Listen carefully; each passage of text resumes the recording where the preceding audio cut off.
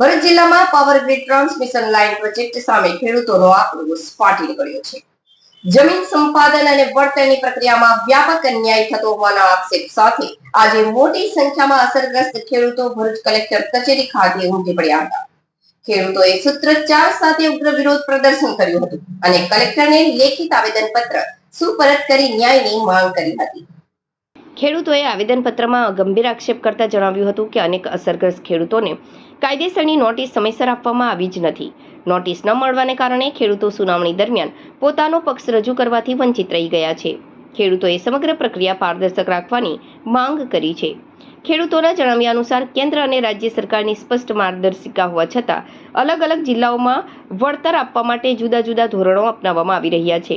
વધુમાં સરકારી અને ખાનગી જમીનના વળતરની પદ્ધતિમાં પણ મોટો ભેદભાવ રાખવામાં આવી રહ્યો છે, જે ખેડૂતો સાથે અન્યાય સમાન છે। ટ્રાન્સમિશન લાઇન અને હાઈ ટેન્શન ટાવરથી થતા નુકસાનનું વૈજ્ઞાનિક મૂલ્યાંકન કરીને સંપૂર્ણ વળતર ચૂકવવાની માંગ કરાઈ છે। ખેડૂતોએ આક્ષેપ કર્યો છે કે કલમ 16(1) નો સહારો લઈને ખેડૂતોની સંમતિ વિના જ જમીનમાં પ્રવેશવા માટે દબાણ કરવામાં આવે છે અને પોલીસ બળનો ઉપયોગ કરી ખેડૂતોના અવાજને દબાવવાનો પ્રયાસ થાય છે। આ પ્રકારની જોહુકમી બંધ કરી તાત્કાલિક તપાસની માંગ કરવામાં આવી છે। હું નૌફલ પટેલ, ગુજરાત કિસાન સંઘર્ષ સમિતિ। હાલ અમે જિલ્લા કલેક્ટરશ્રીને આવેદનપત્ર આપવામાં આવ્યા છે। હર વખતે અમે વળતર માટે આવતા હતા અને વળતરને વધારવા માટે આવતા હતા, તો આજે અમારો મુદ્દો થોડો અલગ છે કે અમે જે ટેલિગ્રાફ એક્ટ 1885-16(1)ની કલમ હેઠળ જે કલેક્ટર સાહેબ હિયરિંગ કરે છે, એમાં કંપનીને અને ખેડૂતોને સાંભળે છે અને સાહેબને જે યોગ્ય નિર્ણય લાગે નિર્ણય કરે છે।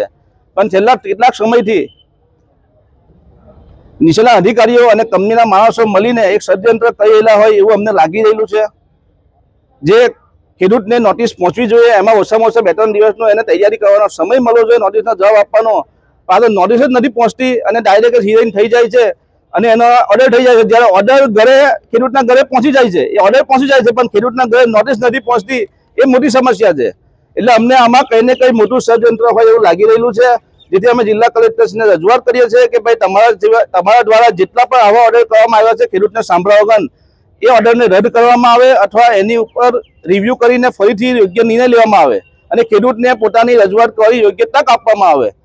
અને સાથે સાથે વળતરની વાત કરીએ તો કેન્દ્ર સરકારની ગાઈડલાઈન પ્રમાણે આજુબાજુના જિલ્લાઓમાં જે પ્રમાણે વળતર મળેલું છે અને એમઆરસી કમિટી બનાવી અને યોગ્ય વળતરનો નિર્ણય લેવામાં આવે એવી અમારી જિલ્લા કલેક્ટર સાથે રજૂઆત છે।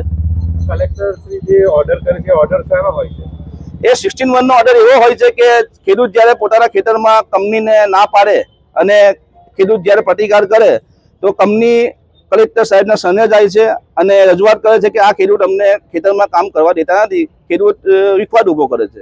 એટલે કલેક્ટર સાહેબ ખેડૂતને સાંભળે છે, કંપનીને સાંભળે છે અને પછી સાહેબને યોગ્ય નિર્ણય લેવાનો થાય છે। ખેડૂતની રજૂઆત પણ સાંભળે છે સાહેબ, કારણ ખેડૂતને નોટિસ નથી મળતી તો ખેડૂતની રજૂઆત ક્યાં કરવા જવાનો છે? તમારી માંગણી ના સંતોષાય તો આ અમારી માંગણી નહીં સંતોષાય તો દરેક તાલુકા મથકે સત્યાગ્રહ છાવણી બનાવવાના છે। અમે જેટલા બી અસરગ્રસ્ત તાલુકા છે બધા તાલુકા મથકે સત્યાગ્રહ છાવણી બનશે। હાલમાં કેટલી પાવર ગ્રીડનું કામ ચાલે છે અને ભવિષ્યમાં કેટલી આવવાની? હાલ 4 લાઈનનું કામ ચાલુ રહેલું છે અને ટોટલ આખા ગુજરાતમાં ભવિષ્યમાં હવે 58 લાઈનો નીકળી રહેલી છે। એટલે હજુ ભવિષ્યમાં બીજી 5 થી 7 લાઈન નીકળવાની હજુ બાકી છે।